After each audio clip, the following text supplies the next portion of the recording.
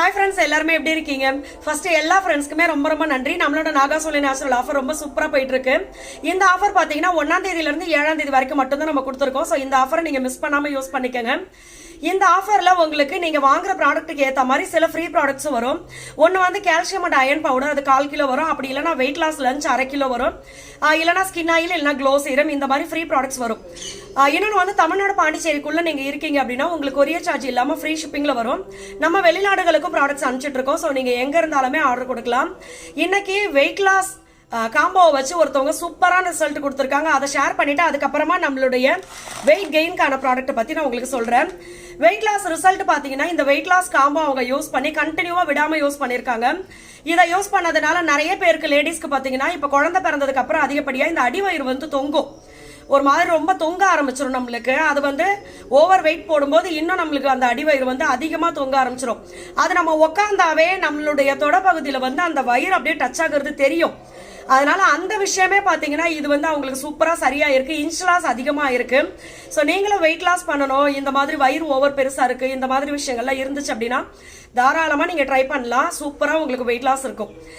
இன்னொன்று பார்த்தீங்கன்னா இப்போ வெயிட் லாஸுக்கு தான் நீங்கள் சொல்றீங்க அப்படின்னு நிறைய ஃப்ரெண்ட்ஸ் ஆல்ரெடி நிறைய கேட்டுட்டே இருப்பீங்க. நம்ம பார்த்தீங்கன்னா வெயிட் கெயினுக்கும் கொடுத்துட்டு இருக்கோம். இது என்ன அப்படின்னா நம்மளோட ஹெல்த் மிக்ஸ் ஒன்று, அடுத்தது பார்த்தீங்கன்னா நம்மளுடைய கால்சியம் அண்ட் அயன் பவுடர். இது ரெண்டுமே சேர்த்து நீங்கள் காம்போவாக எடுக்கும் போது பார்த்தீங்கன்னா நம்மளுக்கு ஹெல்த்தியாக வெயிட் கெயின் ஆகும். இப்போ நம்ம வெயிட் ஏற்றணும் அப்படின்னாவே நம்ம என்ன பண்ணுறோம்?